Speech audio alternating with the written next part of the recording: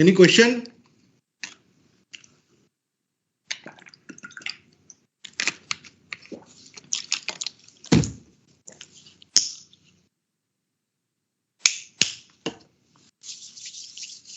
Sir, last class you told about the connectiveness, right? So there is a lot of informal economy which is not affected by international trade, and especially you told that Afghanistan, but there is a lot of underground economy of illegal activities and other products too. What about that? Like, what's your insight? See, we here talk about, of course, this illegal trade is also important. Huh? So there are, but they are not recorded. Okay. So these illegal trades are definitely important because many cases. If you the other day I talked about, if you remember, I talked about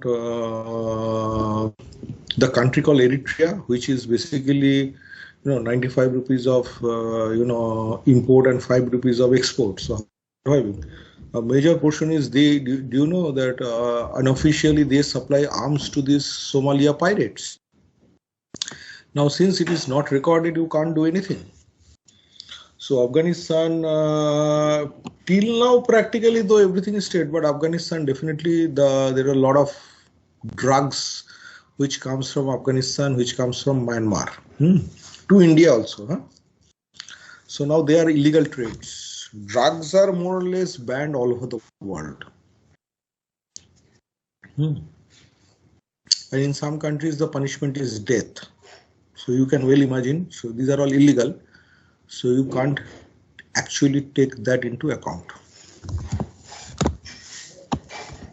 Now, question is, can you write that due to the drug activities, their economy has grown? You can't. That's okay. Okay, sir. Yeah, your question is well taken, but that is the case. Illegal activities are not taken into account. So not only illegal, I was talking about the informal economy, like even the vendor. Informal economy, like there is in India also we have informal economy. So there is something called border trade. So where are you from? I'm from Hyderabad. You're from Hyderabad.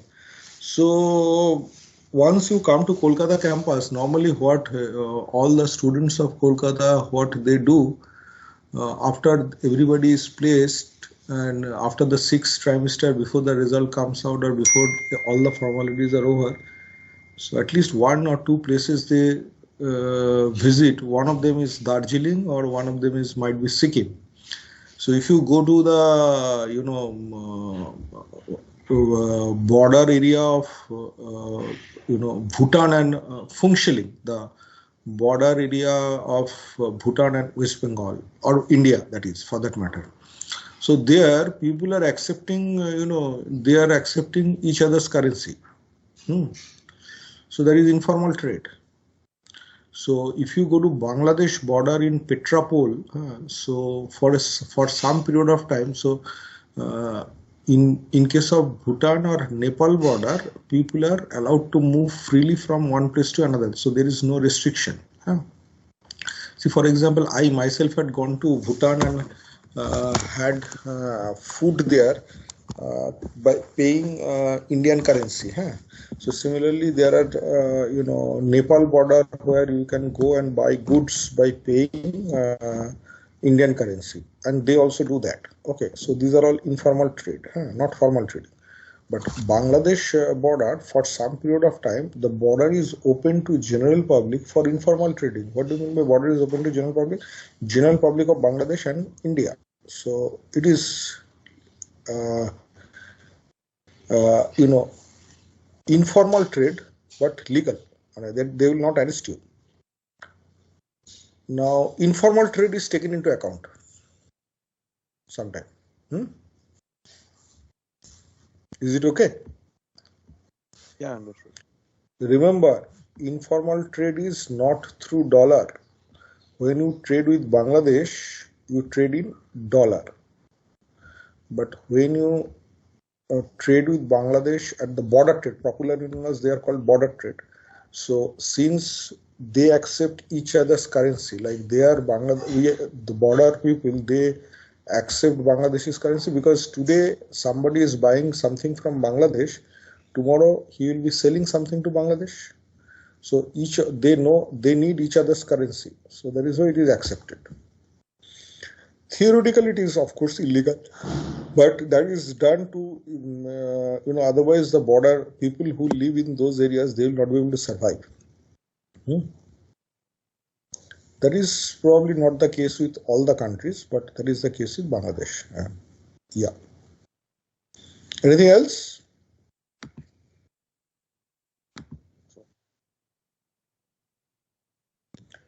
So we start our next chapter called determination of exchange rate. Okay. So how the exchange rate is determined?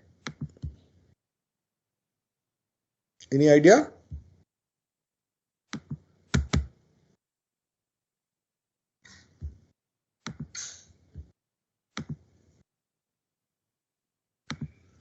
Can you see the slide? Yes, sir. So how the exchange rate is determined? Now, like the price of any other commodity, first of all, what is exchange rate? In India, when you talk about exchange rate, so any unit of foreign currency with respect to, one unit of foreign currency with respect to the local currency. In our case, it is Indian currency. See, for example, if I say, what do you mean by foreign currency? In India, apart from Indian rupee, all are foreign currency. So when I say that, when I say the exchange rate between US dollar and India, so how much is $1 in India? So exchange rate is the price of 1 unit of foreign currency expressed as a certain price in local currency. So in Indian case, it is Indian rupee. So but if it is US dollar will be the local currency.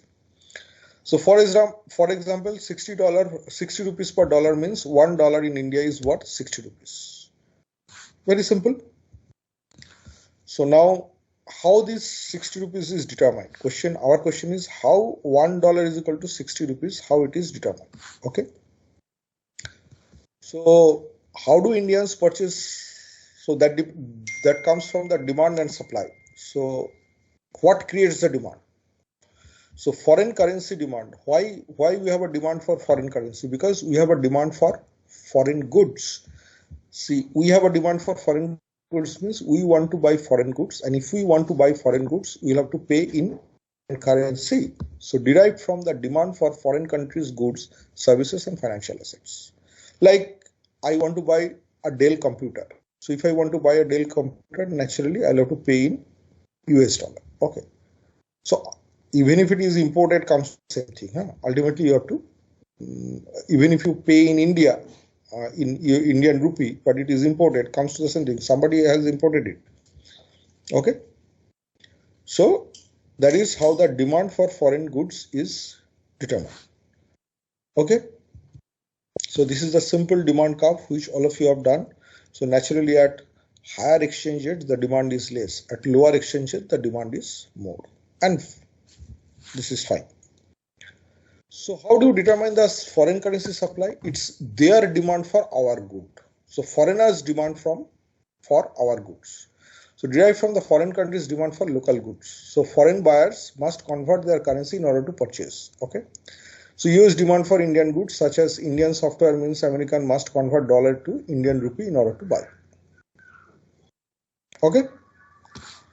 So this is the supply curve and it is just opposite, So at higher exchange rate, naturally, the supply is more. At lower exchange rate, supply is less. Is that clear? So there must be an equilibrium exchange rate. So equilibrium exchange rate is where the demand and supply curves they meet, and we have the equilibrium exchange rate. So this is the equilibrium exchange rate. Any question, confusion? Anybody?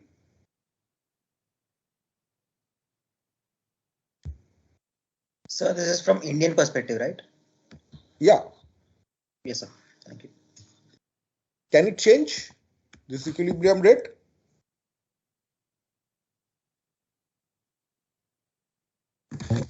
Yes, I think so. It can change equilibrium rate. How? Sir, by internal policy of the government with regards to export or import. So, like if we start demanding more, like if America wants more software, so then yeah. So if the demand and supply changes, yes or no? Yes, sir. Demand and supply changes. So suppose as more foreign goods are demanded, now we have more demand. More of the foreign currency is demand at each possible exchange rate. So the price of the foreign currency in local currency increases. So we call it home currency depreciation. We'll go to that later. So this is my current situation. So there is an increase in demand. So since there is an increase in demand, my demand curve shifts upwards. So here, so this is my new equilibrium exchange rate. Any question? Any question? Yes or no? No, sir.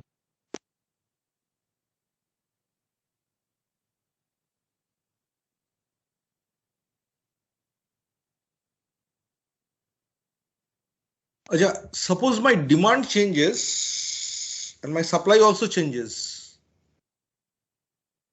Possible?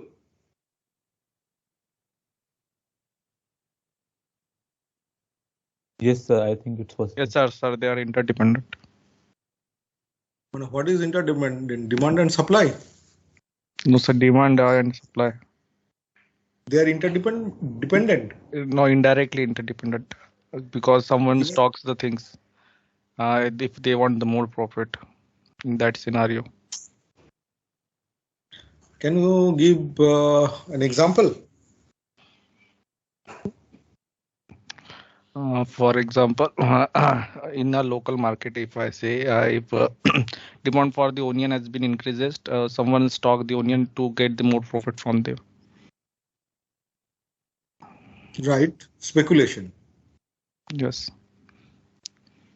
So till now you have not talked about speculation, or there are other things also. We have not talked about speculation, definitely.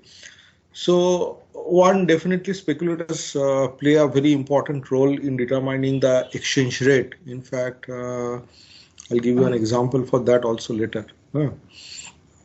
However, in the normal course, like the demand for foreign goods, like say for example, I have a demand in our example. What we discussed, that is suddenly the Indians, their demand for Dell computers we have goes up, say. So on the other hand, I also said that we supply software services to to America. So suppose the software demand for software services in America also goes up, so supply also goes up. So what can you can still have the same exchange rate. Suppose this is your supply curve. If supply goes up, suppose the supply goes up,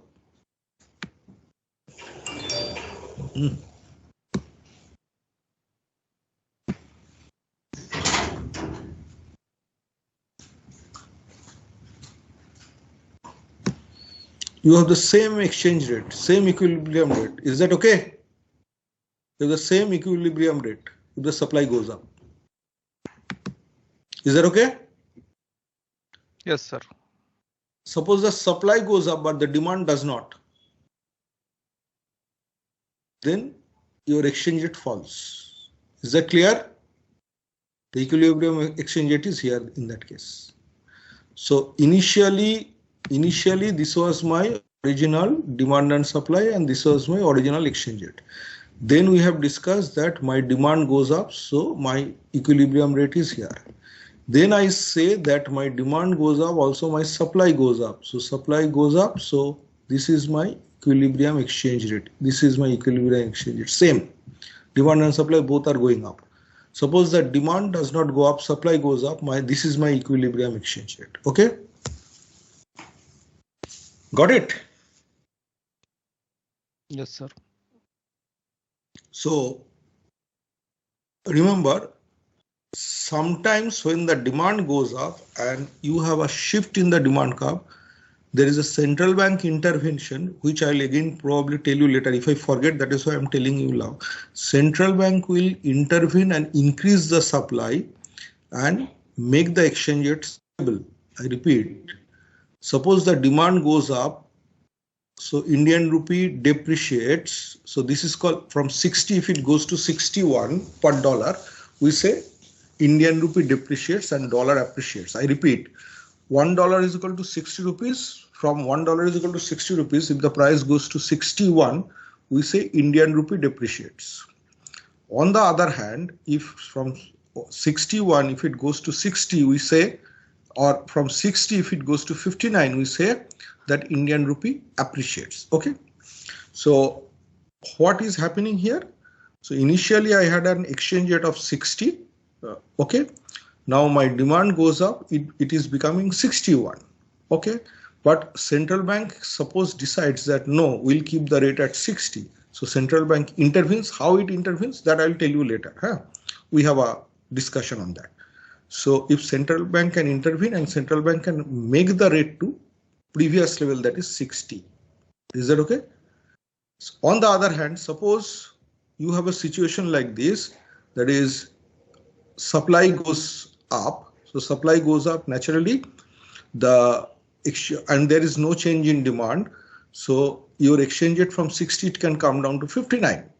Here also central bank can intervene and central bank can stabilize the rate by increasing the demand. How central bank increases the demand and how central bank increases the supply, that we'll do later. So up to this is fine? Up to this is fine? Yes, sir. Okay. So how do you calculate appreciation of a rupee or appreciation of a currency? So E1 minus E0 by E0. So E1 is the new exchange rate. E0 is the old exchange rate by E0. So let us take an example. If the rupee value of dollar goes from 46.1 to 47, then dollar has appreciated by 47.1 minus 46.1 divided by 46.1, of course multiplied by 100, is equal to 2.17%. Make sense? Now when dollar appreciates, naturally rupee depreciates, but that does not mean rupee will be depreciated by 2.17%. So for depreciation, we have a different formula. It is E0 minus E1 by E1. E0 minus E1 by E1. So E0 is equal to old currency value, E1 is equal to new currency value. E0 is old currency value, E1 is equal to new currency value. Okay. So for the same problem, if I calculate the depreciation, E0 minus E1 by E1. So 46.10 minus 47.10 divided by 47.10 is equal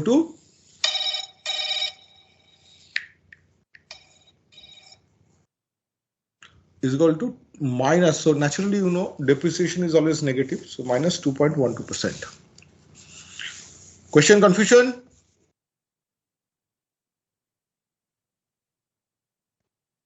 Sir, I want to ask a general question. Can I? Sure, any question you can ask, unless don't ask what is my name and all. Huh? Otherwise you can ask anything. Yeah. Okay, sir. Sir, can we assume such a scenario going forward that $1 equal to 1 rupee? If yes, how many years it would take? Come again. Today $1 is close to 75 rupees. So you are saying that is it possible that $1 is equal to 1 rupee? That is the question. Yes, sir. So how does it matter to you?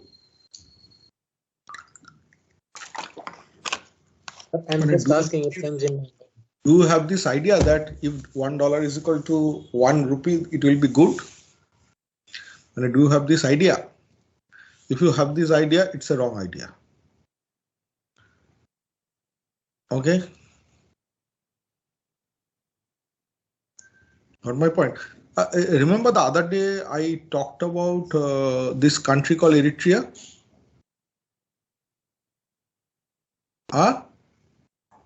Yes, sir.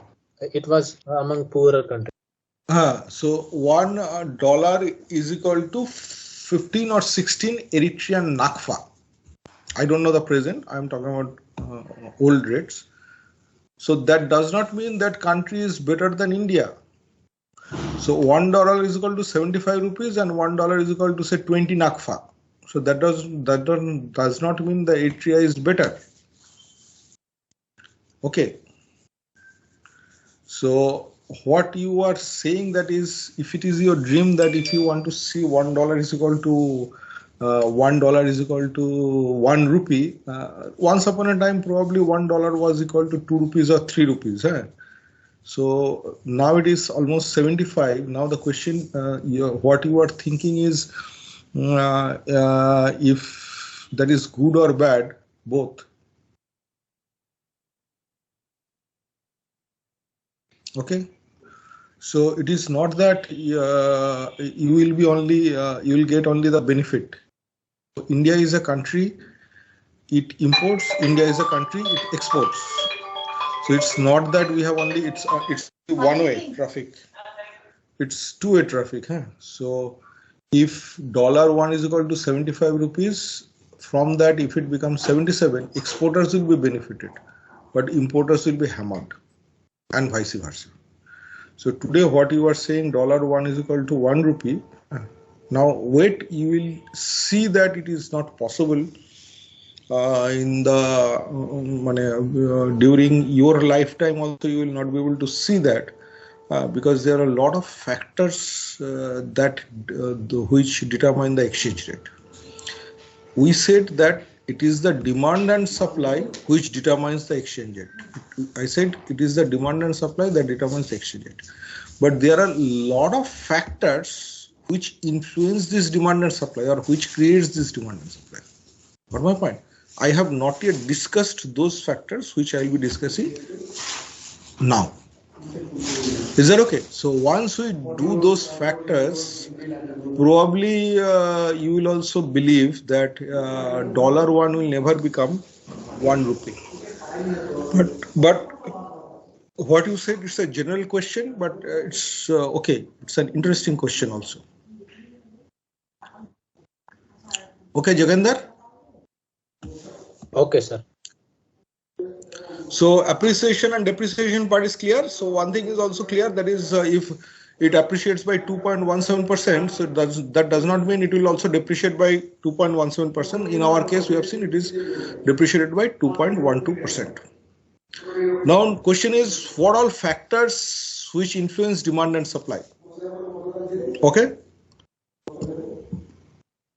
Factors affecting exchange rate means factors which are affecting demand and supply. So first one is inflation rate or differential in inflation rate. Is that okay? Differential inflation rate or inflation rate. Okay. Can you see this bottle of water in my hand? Yes, sir. Yes, sir.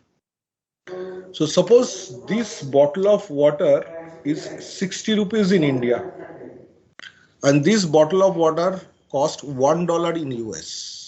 I repeat, this bottle of water cost 60 rupees in India, and this bottle of water cost $1 in US. Okay. Now, if inflation rate in India is higher than that of US, so our goods will be more costly in India, yes or no?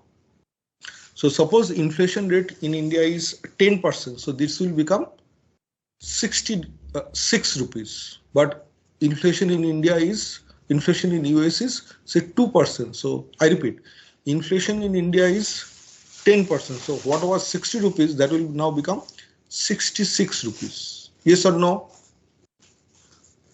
Yes, sir. Yes, On the other hand, inflation in US is 2%. So how much it will be in US? $1.02. Okay. So now with $1,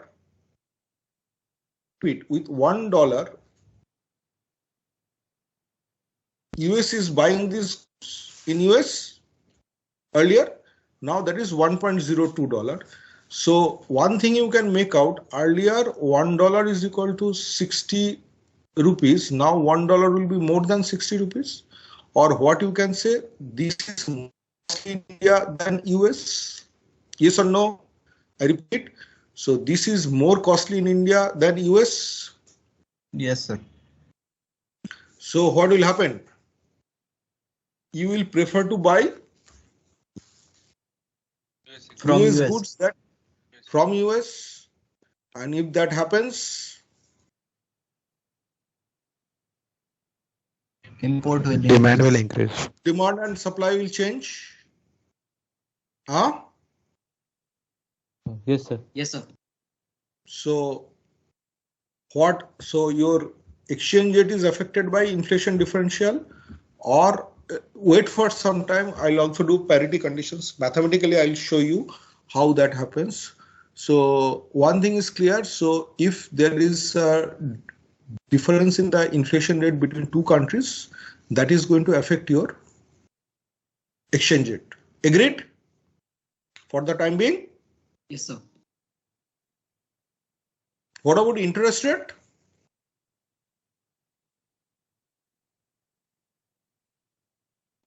If you have more interest rate, it will attract foreign capital. Yes, sir. Like they'll get more return.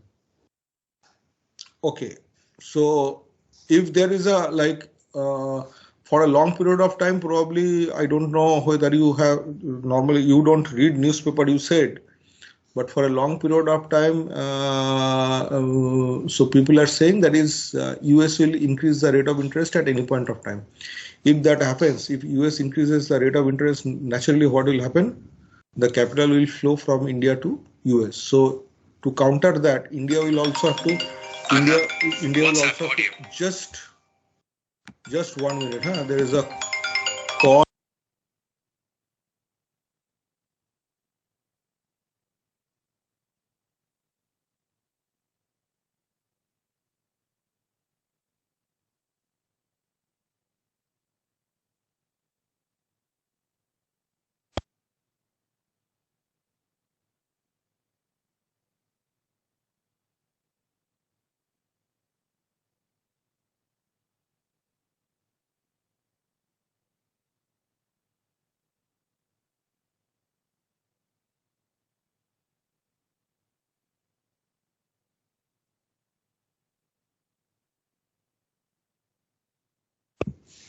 Sorry.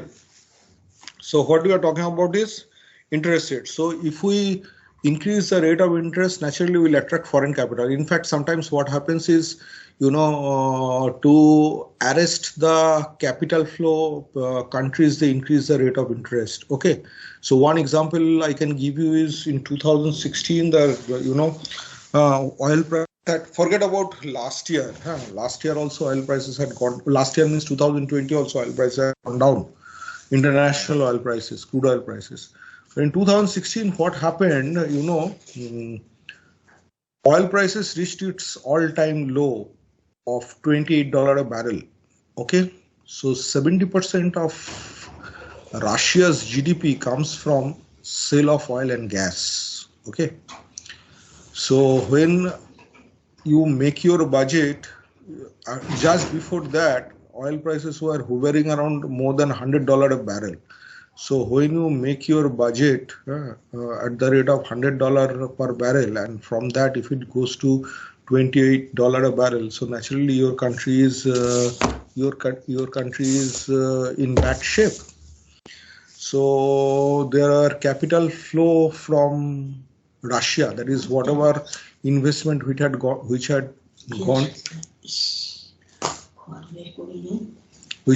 to whatever investments which were there in Russia, so they are going out of Russia. Okay. So in order to arrest that capital flight, in one day, Russia increased the rate of interest from 11% to 17%, an increase of 6% in one day. Got it? So, but again, when you attract more foreign capital, it is going to affect your exchange rate, but that is not the only solution. Let me tell you, all these points which we will be discussing, they are all interrelated, and one will not, one is not enough. Okay, so there are many in the sense, so they are related. So if you just cannot do only with the help of interest rate or inflation rate. Okay. So what I'm saying is individually, each factor wise their effect on the exchange rates. So one we have done inflation, one we have done interest. So if you increase the interest rate, what will happen? You will attract more foreign capital. Is that clear? Again, interest rate and inflation, they are also related. You know that. Interest rate I have and a question, inflation. sir. Sure. Sir, last class you had discussed that when the interest rate in the foreign countries is low, Indian corporates move out to foreign countries to fetch loans from there. So, like you mentioned the case of Russia, that Russia increased its interest rate from 11% to 17%. But in that case, the investment which was going on in their Same country. example I'm telling you. So I told you that interest rate in India is high, interest rate in foreign country is more. So that is why Indian companies are going to borrowing in the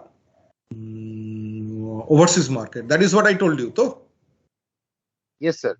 So, how will that affect the exchange rates? I mean, that would also have an impact. Same thing is happening now also. The example which I have told you. So if Indian companies borrow in the overseas market, so that means foreign capital come to India. Yes, sir.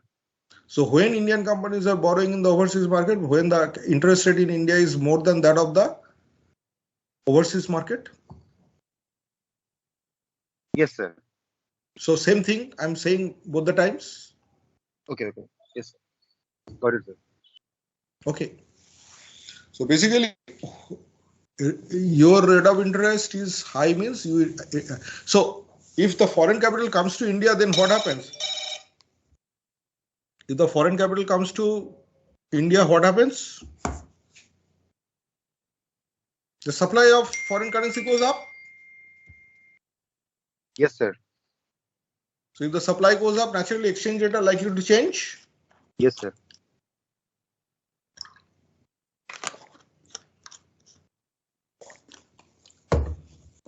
So inflation and interest rate is fine. Growth rate, GNP growth rate. So what happens if a country grows? There will be more demand.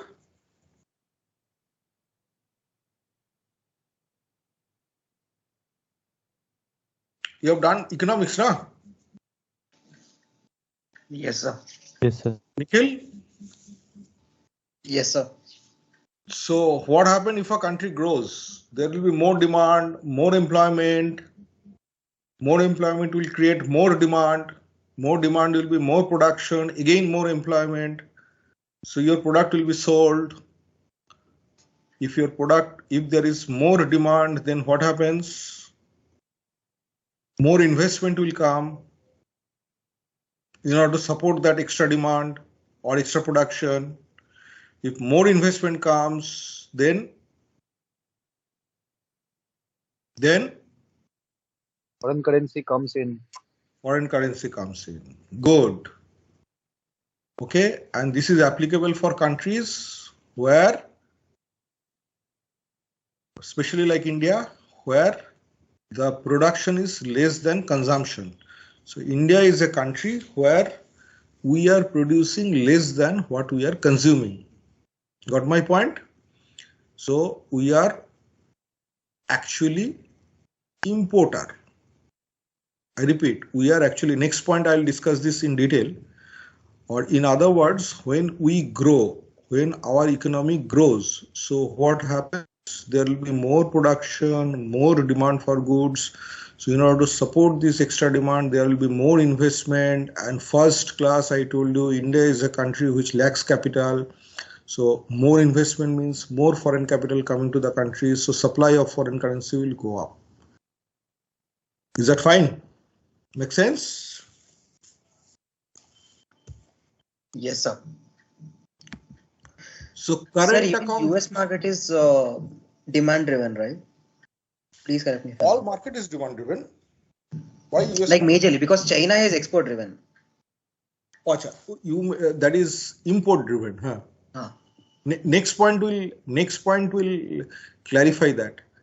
Yes, So next point will clarify that. So first, for the time being, this economic growth is fine. China growth is more, huh? So that also, now first part I have told you, just this point, that is economic growth or GNP growth rate. What did I say? That is when you have more demand, or when the country grows, there will be more demand, more employment, so which will basically fuel more investment. Okay, so that's the case. So more investment means more foreign capital will come. Next point I am saying current account deficit. Okay, so what is current account and what is current account? Do you know? Balance of payment you have done. Yes, sir. So what is current account? Let me tell you in short. Current account deficit or current account surplus. Let me tell you in short. That is, when your exports are more than your imports, it is current account surplus. When your imports are more than your exports, current account deficit. Should I repeat once again? When your exports are more than your imports, you have current account surplus. When your imports are more than your exports, you have current account deficit. Is that clear? Yes or no? Like trade surplus and trade deficit, right? Absolutely. Yes. Okay? Huh? Yes. Now remember, when your exports are more, when you are producing more than you are consuming. I repeat, when your exports are more, when you are producing more than you are consuming. China.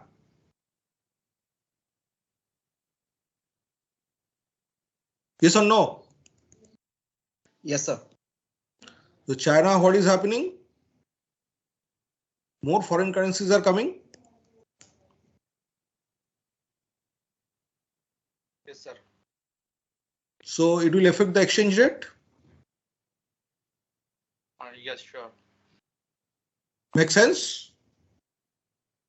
So your foreign currency can come in the form of capital account, which is, foreign capital investment and all, in the form of current account, which is exports. Okay. So when you have a current account surplus, that means you are producing more than what you are consuming. Okay. So when you are producing more, what will happen to the extra part? You are going to export.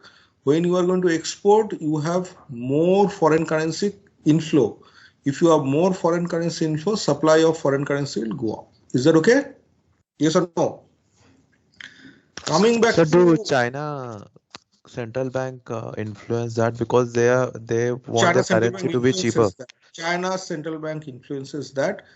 That we'll discuss probably our next to next chapter. How Okay. central bank intervene. Okay. So, I was talking to my colleague in Delhi, who is taking international finance in 2 sections in Delhi. So he was, but we are in the same opinion that these first 3 chapters, today what we are doing, next one and next one, they are so interrelated, that is, which one to do first? That is a question. So they are very much interrelated. And our biggest problem is time does not permit us to have a greater discussion. That is, first of all, it is online teaching.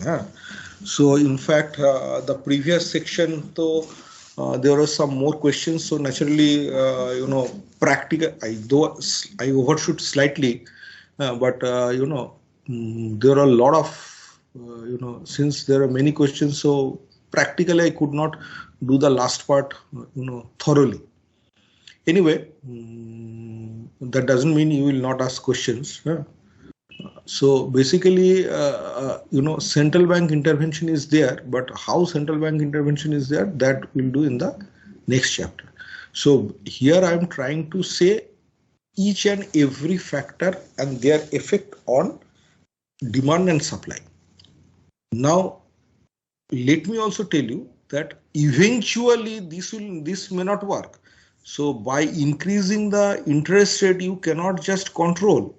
because increasing the interest rate means when you increase the interest rate, that does not mean that throughout the year you can keep on attracting foreign capital, because there are other problems also, there are other factors also. So interest rate is one factor, inflation is one factor, growth rate is another factor, okay, current account deficit is another factor. So if you have a huge current account deficit and at the same time if you have a what do you call huge interest rate, so naturally you can in that case huge interest rate will not attract only foreign capital. So if you import, naturally your capital will go out of foreign exchange will go out of your country, foreign currency will go out of your country. Got it? Yes, sir. So next is, so what all we have done? Growth rate we have done, current account deficit. Public debt, if you borrow, that is called public debt. Government borrows, that is called public debt. Is it good or bad?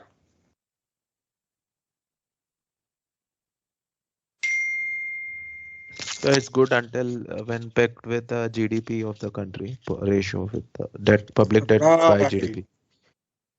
So Rahul Raj, what's your name? Sir, Rahul Raj. So Rahul Raj, you have economics background? No, sir, I read news. So you have? So I read news. I don't have any background. I'm an engineer. Good. That's a very interesting point. So it is as long as it is a percentage of GDP, but what percent of GDP? No, that is not defined. So normally economists, they normally estimate that up to this percentage of GDP by taking their examples. Okay, but that is not always applicable. I'll give you example right now only. Just let me also tell you. But in the normal course, when a country borrows public debt, when a country borrows, so now the country does not borrow for the purpose of consumption only. They normally borrow for the purpose of investment. When a country borrow for the purpose of consumption, like salary, payment of salary, or all these things, then it is a very bad thing. The country will not grow. But otherwise, when a country borrows for the purpose of investment, like the other day I told you, that is, if India borrows for the purpose of investment in infrastructure, so naturally what is likely to happen? The country is likely to grow. There will be growth in the country. Investment means more employment. More employment means more demand.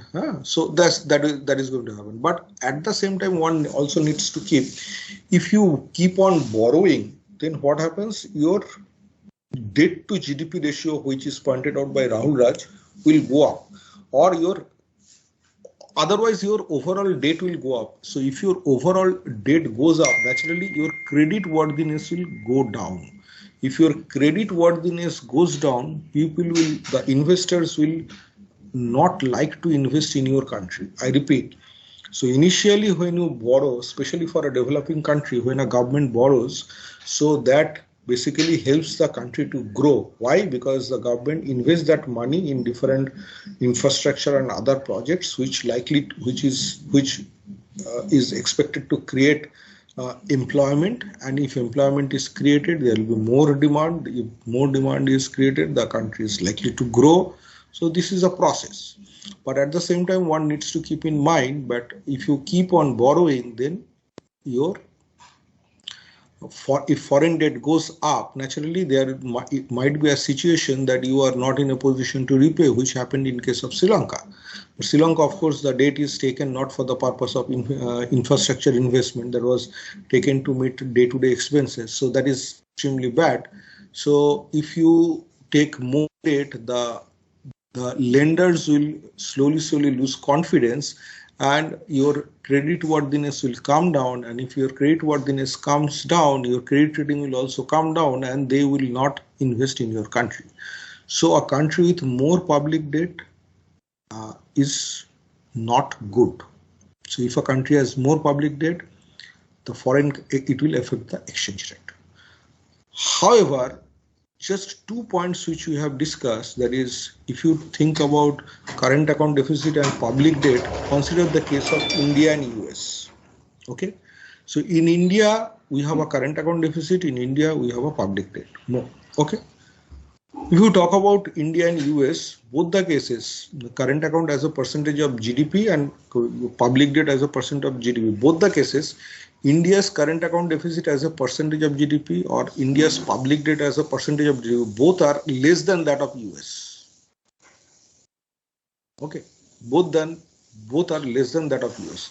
So if that happens, then normally your country is likely to depreciate. I repeat, if that happens, your country is likely to depreciate, but that is not happening in case of between India and US. I repeat, that is not happening between India and US because there are a lot of other factors which we'll also discuss. I said these are the two factors, so there are a lot of other factors which are also there. And remember, one single factor does not determine your demand and supply. So we are discussing A-wise, but there are a lot of other factors which also determine demand and supply. Up to this, any further question? Sir, I have a question. Yeah. Sir, suppose a country increases its debt level, and suppose you are telling that there may be a situation that the country can't repay its debt, but a country's reserve bank has always the capacity to print money, so the country has infinite amount of power to repay its debt. So I'm just so that is why I told you they are all interrelated. This this central bank intervention and central bank printing money. If you wait for 2 minutes, I'll go to the when I'll go to the next slide, I'll discuss that. It is there already. Okay. Okay, sir. Okay. So for the time being, public debt, if it goes up, there is a problem. Okay. And again, I'm telling you that central bank intervention, printing money, all I'll discuss. Central bank intervention and printing money is there. But for the time being, in the normal course of business, in the normal situation, if a country has more public debt, then it is expected that its currency is likely to depreciate. However, we have also discussed that though in case of US, the current account deficit as well as public debt both are more than that of India, but their currency is likely to appreciate against Indian currency. Okay. Why? Just wait for some time. Just wait for some time. So we have considered current account deficit, we have considered forward. Terms of trade, a ratio comparing export prices to import prices. So for example, if presently I am exporting and importing, suppose my whatever rate at which I am exporting, suppose that goes up by 10%, and the rate at which I am importing, that goes up by say 4%. So naturally, if my export-import ratio goes up, that is export price ratio and import price ratio goes up, so naturally what will happen? My more currency will flow in my country, more foreign exchange will flow in my country, yes or no? Earlier I was expecting at 10 rupees, now I am expecting at 11 rupees. It has gone up by 11 rupees. Whereas earlier I was importing at 10 rupees, now it has gone up by say 10, gone up by 2%, say, okay. Gone up by say 4%. So 10 has become 10.4. So earlier I was practically my export and import was equal, but now this time what happened? My export and import is not equal. My exports are more than my import. Is that okay? So my foreign currency supply is more than my foreign currency demand. Make sense? Make sense? Yes, sir. Can you please repeat this once? Yeah. Consider a case. Earlier I was exporting for 100 rupees, gone up by 10%. So how much I am getting now? $110. Okay? Yes or no? Yes, sir. Earlier I was importing for $100. Now it has gone up by 4%. So how much I am importing now? $104. Yes, sir. So what is my net surplus? $6, or my Yes. surplus has gone up by $6. So my terms of trade, that is export prices, have gone up more than my import prices. Is that okay? Yes, sir. Got this. And the last one is very, very important. We discussed in the last class also, political and economic risk. To some extent, economic risk is here, GDP and GNP growth rate. But what is your political and economic risk? If we talk about economic risk, is basically, of course, economic policies. They come up from the political parties. Now, first of all, political risk is, of course, political stability is the first thing, which we discussed in the last class. Like there are countries where you have political instability, like Kazakhstan. Probably slowly it is becoming normal, but again there are problems in Libya. Okay, so these are the countries which you know because they are oil producing countries. Okay, similarly there are physical the political unrest in many countries in the world. So people prefer to avoid that now, like everybody is avoiding, Afghanistan. Then it also depends upon the which political party come and what are the policies. Let's see, for example, if you consider about India, if you take BJP at the extreme right, left front at the extreme left, Congress will be in between. Okay, so which party, whoever comes to the power, it is not that the economic policies will be totally changed. So, see, for example, today BJP is in power. They have one economic policy since they are in favor of liberalization, more in favor of liberalization. If tomorrow left comes to the power, they are against that. That does not mean they will stop the process of liberalization. Only thing, the process will be slowed down. So economic policies are also which party comes to the power, that is also important. So if you see United States. So when Donald Trump came to power, he came with certain promises and he kept his promises. He kept his promises means Donald Trump, he started a trade war with China. Not only China, he also imposed tariffs on Indian products. Then he stopped issuing, reduced the number of visas issued for issued to expats. So there was a negative impact. On the other hand, now which one will have what policy will have what impact, that depends, depending upon the situation. On the other hand, if you see, after Joe Biden came to power, he has increased, the number of visas which will be issued to expats. His policies are also changing and many things. So there is a change. So the economic policies of the Democrats as well as Republicans are different.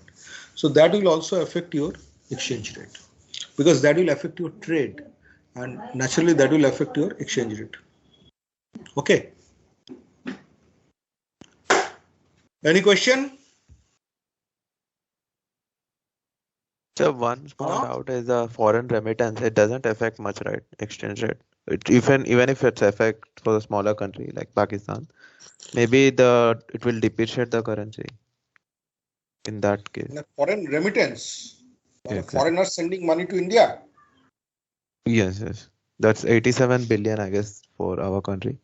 Of course, it affects. Why not? It increases the. If you have more friends and relatives, foreign remittance is a part of your balance of payment. If you have more friends and relatives outside India, more friends are not only your friends, but countries. NRIs, and if they send money, that will definitely affect your exchange rate. Okay. So that money can come as a gift. The money can come in other ways also. Money can also come in, they will also like to, if the interest rate in your country is high, so they will also like to send the money initially. No, may not be always. Got it? Okay, sir. That is not the only factor. That of course foreign remittances are there. Foreign remittance also influenced by these factors. See, one is suppose your parents are here, you are in US, and your parents are dependent on you. So every month you are sending money to your parents. This is one part. Okay. And another part is when you as a what do you call you as an NRI investing in India. So those investment depends upon, that is also remittance. Those depends upon all these factors which we talked about. So one is compulsory thing and one is this factor. So compulsory thing is basically they will not be governed by any economic laws or macroeconomic factors. And these are the macroeconomic factors that basically determine your whether you will send money or not. Okay, they are not when it is a question of relative or relations or friends or relatives or gifts, so they are not governed by any of these factors. You have a friend in United States whose birthday is coming, you have decided to send him a gift. So that will not be influenced by interest rate, inflation rate, or growth rate, or etc. etc. It can affect the exchange rate.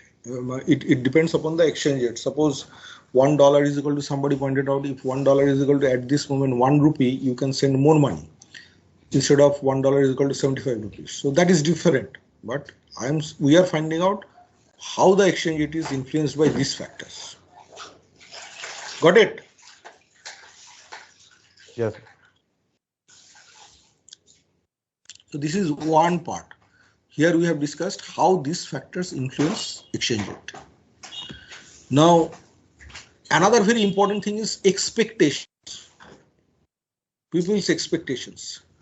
Now, currency value does not depend on current events and current demand and supply flow only. I repeat, currency value does not depend upon current events and current demand and supply flows only. They also depend upon expectations or forecast about future exchange rate movement. I repeat, they also depend upon expectations or forecast about future exchange rate movements. Give you a very good example. One slide later. On this. The value of money depends upon its purchasing power. It also provides for liquidity. Therefore, it represents a store of value and also provides a store of. Achha, let me give you this example first. Have you heard about a person called George Soros? Yes. Who is George Soros? Billionaire investors. Used to manage a hedge fund called Quantum Funds. He has also written a book called Alchemy of Finance. Excellent book. You can read that. Alchemy of Finance. There is a video available in YouTube, which you can see. I think it is Black Monday or Black Tuesday or something like that. Forgot the exact name. So before introduction of, I think John Major was the British Prime Minister. So that time we did not have euro. Euro is the common currency of European countries, some say 19 European countries. Okay. So George Soros, Germany had this currency Deutschmark, which was pegged with UK pound. Pegged with means fixed exchange rate. Now what happened?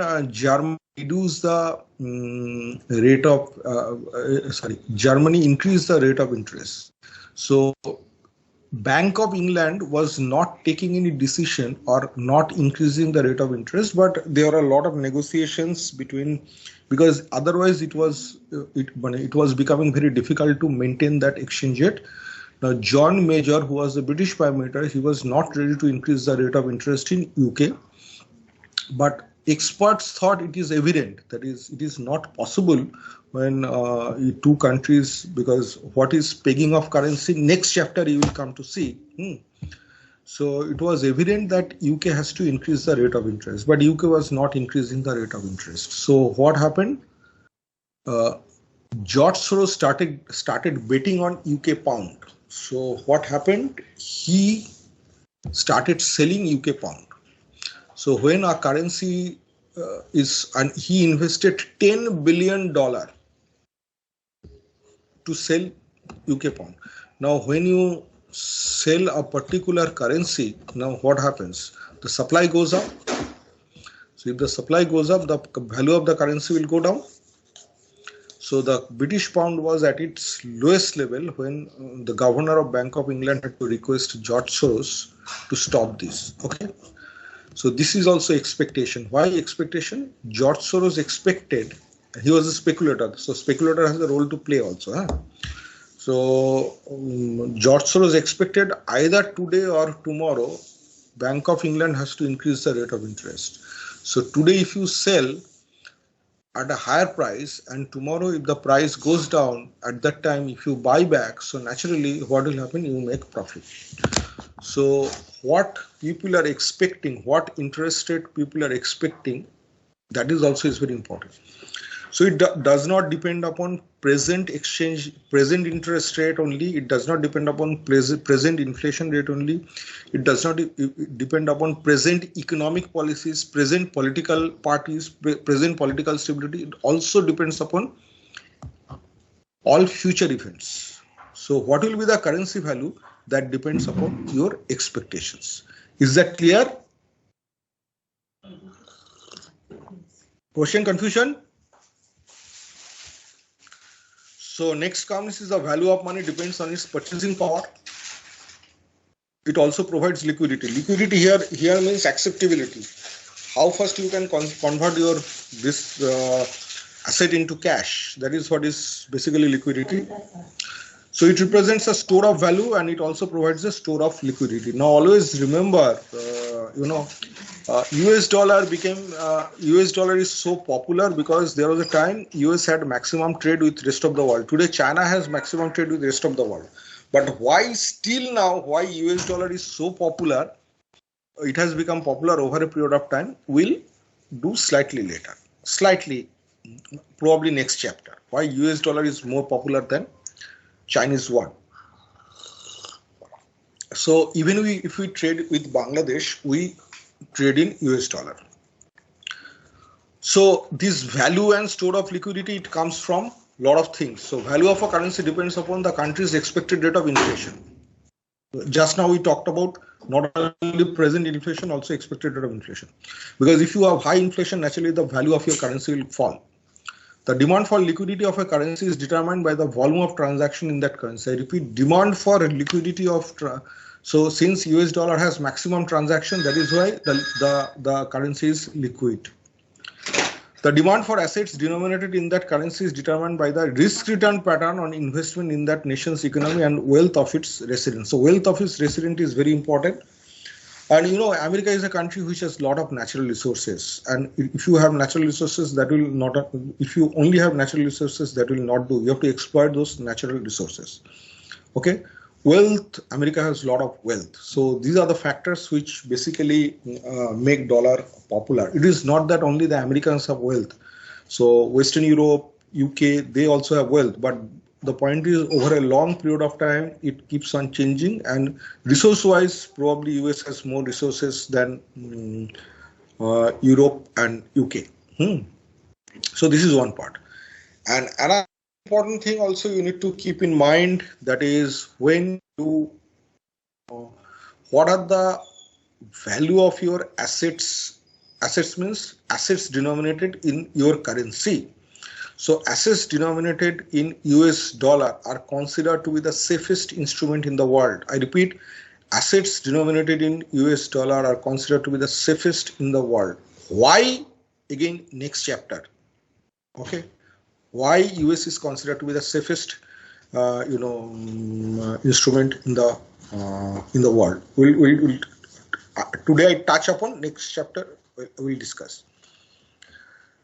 So the expected rate of inflation largely depends upon the country's future monetary policy. Okay, so monetary policy, the central bank decides. The volume of transaction in the currency and risk return pattern on investment in that nation's economy largely depends upon expected economic growth and political and economic stability. So US is also a democratic government. Huh? So if you see in the world, there are different kinds. One side you have, on one side you have,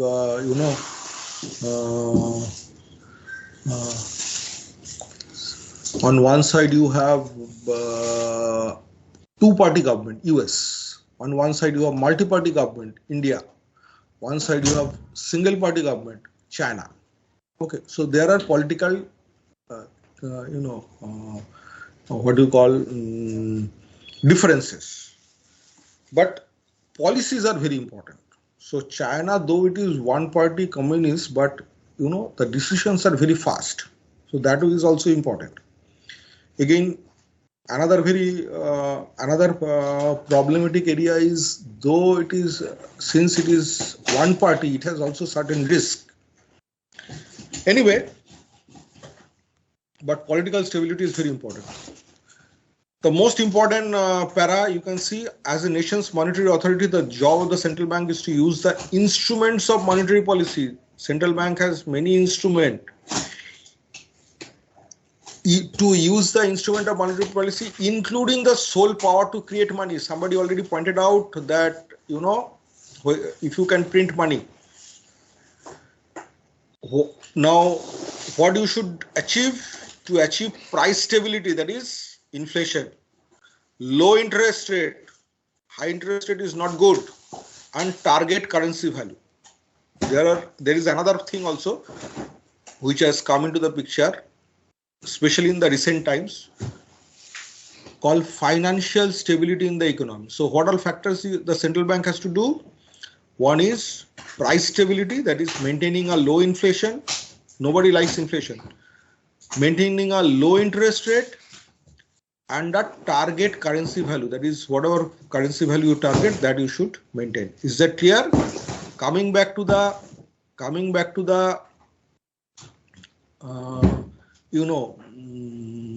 printing of money. So first of all, printing money does not solve all the problem. Okay. You have heard about a country called Zimbabwe. So there was a time, Zimbabwe, the then president, Mr. Robert Mugabe, he thought whenever there is a deficit in the country when the expenses are more than your income. So whenever there is a deficit in the country, that will be solved by printing money. So if you keep on printing money, then that will fuel inflation. Okay. So any idea what was the rate of inflation in Zimbabwe? Anybody? Sir, I guess it was around 5,000%. It was close to 1 billion percentage, huh? Now you might be wondering, 1 billion percentage. How is it possible? I'm not joking. The situation was like this. Somebody gone to a shop, asked the price of a particular item.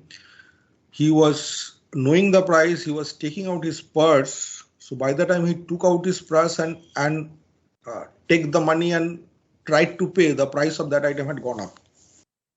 Got it? So that was the kind of inflation Zimbabwe had. So printing money does not solve all the problem. Again, here, as I have told you, read it carefully. As a nation's monetary authority, the job of the central bank is to use the instruments of monetary policy, including the sole power to create money. So when do you print money? That depends upon central bank, depending upon the situation of the country. See, for example, at the beginning of this pandemic in 2020. So, in fact, if you remember the first lockdown, that was end March and April beginning of 2020. So the condition was that there was no demand in the market. Nobody was buying it, and no supply also. So the people who basically who suffered, the daily wage earners, the poor people, they suffered a lot. So there was a strong suggestion by the economists, including the two India-born Nobel laureates, Mr. Amartya Sen and Mr. Abhijit Binayak Bandyopadhyay. Everybody advocated for printing money and distributing among the poor. I repeat, printing money and distributing among the poor. Okay. So during February 2020 and April 2020, United States printed close to, because the problem was not only with India, problem was all over the world. United States printed close to $4 trillion and they distributed among the general public in which they can buy. Basic idea is when your country does not have any demand, so you should have money with the general public in which they can go to the market and spend money, and if they spend money, naturally there will be an increase in demand, and if there is an increase in demand, the condition of the economy will become better. That is the general idea. Okay. Actually, it did not happen in that way, but so United States, so much money was printed, but India, no money was printed. Okay, because the situation in two different countries are different. I repeat, the situation in two different countries were different. So that is why now when Nobel laureates are saying, there must be something, but I am not saying that who is right, who is wrong is not the case. Question is, when India, in case of India, the decisions were not taken only by the politicians, there are also economists, so they also discussed, they also analyzed the situation, and naturally a decision was taken. Anyway, so what I'm trying to say is printing money does not solve all the problem, but at the same time, when it does not solve the problem, in case of India, there was one situation. In case of United States, there was another situation. The US printed money, India did not. Okay. Now, central bank should adopt rules for price stability that are verifiable, unambiguous, and enforceable. Okay. For this, central bank must have the independence and also accountability. Okay. Now, this part is very important. Central bank must have independence. If you see in India, countries like India, the control of government on central bank is much more than United States. So, or in other words, influence of government on central bank in India is much more than the influence of central bank in influence of government on central bank in US.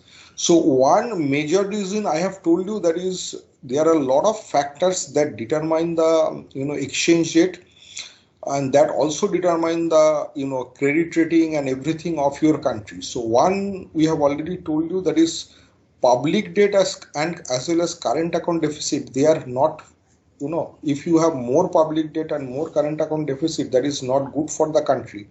So that will reduce your credit rating.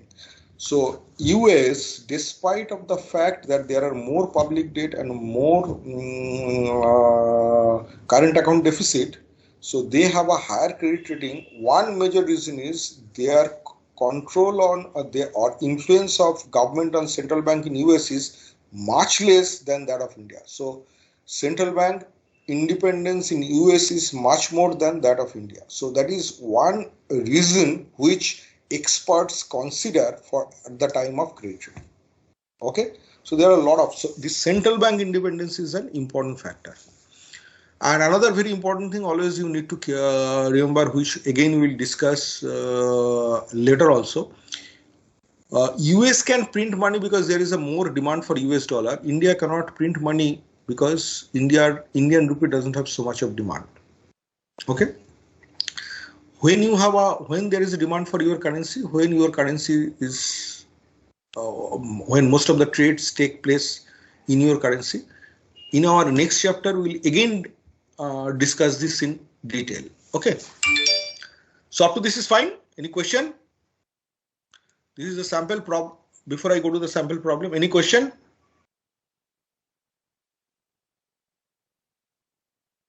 So this is a sample problem which you can see. US dollar appreciates against Russian ruble by 500%, how much did the ruble depreciate? So appreciation formula is E1 minus E0 by 0, which is equal to 5. So if you go by depreciation, the formula is E0 minus E1 by E1, which is equal to X. Now you have to solve and find the value. It's a simple problem which you can go through. It comes to 83%. So when US dollar appreciate by 500%, Russian ruble depreciate by 83%. Is that okay? You can see the problem. It is already uploaded. Slide is already uploaded. Any question?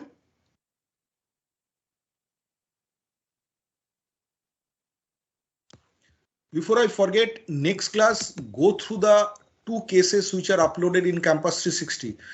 2 cases are uploaded in Campus 360. One is, I repeat, one is Argentina crisis. One is Asian financial crisis. So first we'll do Asian financial crisis and then we'll do Argentina crisis. So this exchange rate, next chapter I'm going, starting. Any question? Okay. So we have 5 parity conditions for currency forecasting. Okay. So let me explain you with the help of a problem, with the help of some numerical problem. Today is 13. So have you heard about purchasing power parity? Yes, sir. Yes, sir. So what does it say? Same goods should be equally priced all over the world. Yes, sir. Like Yes or no? it baskets some goods according to price in different countries. In simple term, good. It should be equally priced all over the world. Basket of goods, fine. So consider this bottle of water. Suppose it costs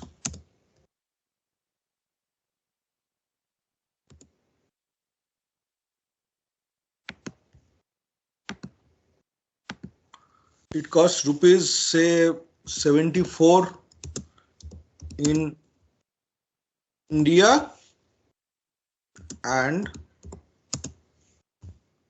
$1 in US. So from this we can conclude, if we apply purchasing power parity, $1 equal to rupees 74. Any question? Yes or no?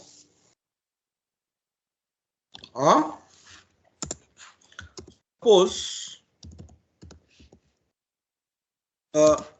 rate of inflation in India is 5% and in US is 2%. Okay. So what will be the price of this bottle of water, future price of this bottle of water? So the price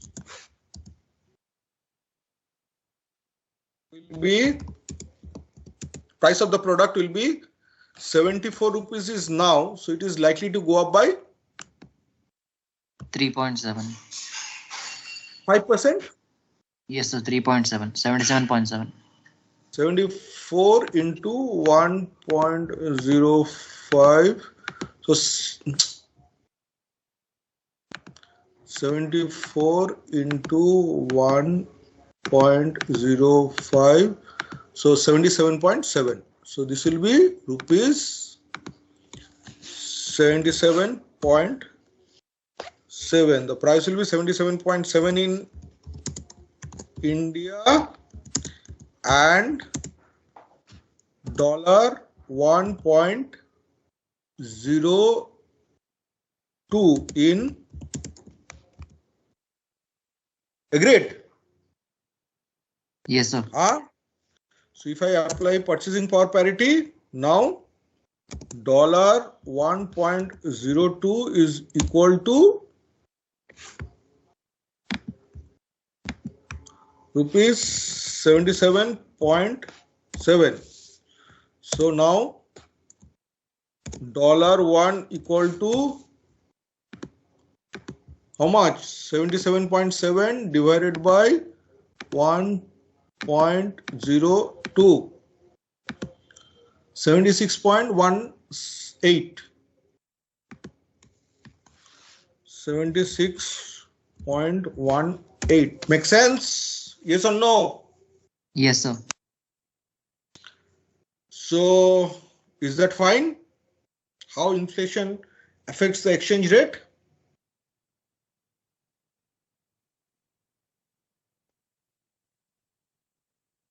Yes or no? Yes, sir. Yes, sir. Understand the difference between real interest rate and nominal interest rate? Real nominal interest rate is when you go to the bank, the rate of interest which is offered by the bank, it is called nominal interest rate. And what is real interest rate? Nominal interest rate adjusted for inflation is real interest rate. Say if you deduct the inflation from nominal interest rate, you get the real interest rate. Suppose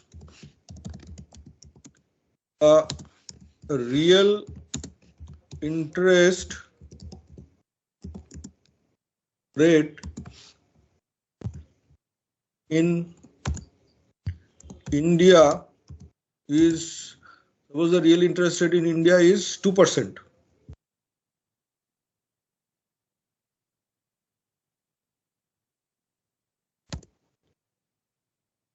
Make it 3%.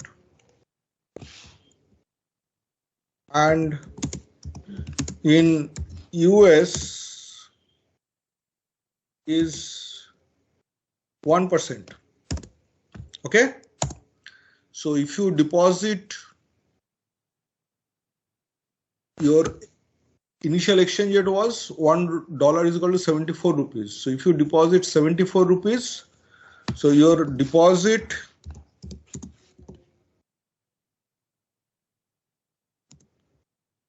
will become how much? 74. If you deposit 74 rupees, it will grow at the rate of 3% into 1.03, 76.22. Agreed? Yes or no? Yes, sir. Yes, sir.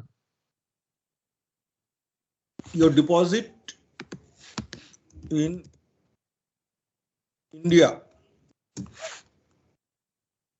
Okay? And your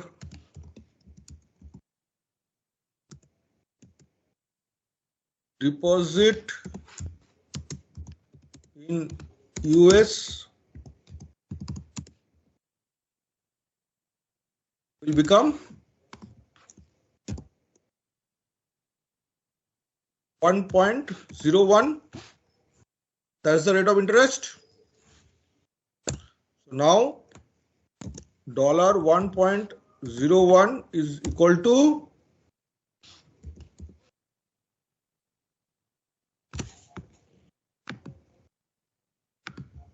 is that fine?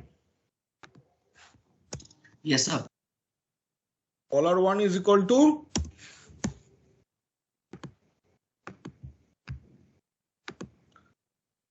divided by 1.01, 75.47.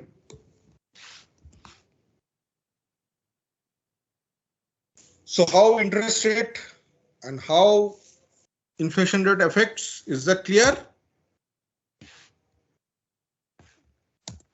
Yes, sir. So if my inflation is in India, if my inflation is 5% and my nominal interest, my real interest rate is 3%, so nominal interest rate is 5 plus 3, that is 8%. Nominal interest rate in India. What is, again, let me tell you, what is nominal interest rate? When you go to the bank, the rate which is offered by the banks is nominal interest rate. And that includes inflation as well as real interest rate. So if you take the inflation, what is left over is the real interest rate. So when your interest rate change, it changes due to two reasons. One is your real interest rate is changing, and the other is your inflation is changing. So this part is clear. Nominal interest rate in India is 8%, and in US, how much? 1 here and 2 there, 3%. Is that okay? So Yes, sir. deposit of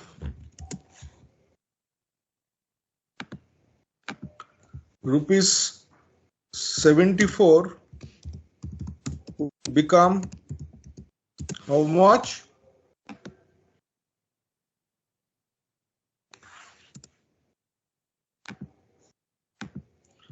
Rupees 74 into 1.08. 1.08 comes to 79.92.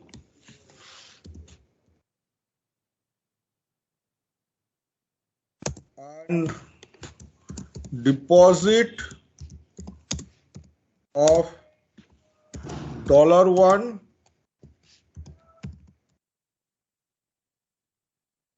come $1.03. Is that okay? So what should be the exchange rate after 1 year?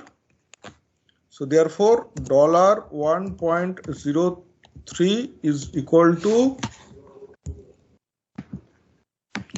rupees 79.92. So $1 equal to 79.92 divided by 1.03, 77.59.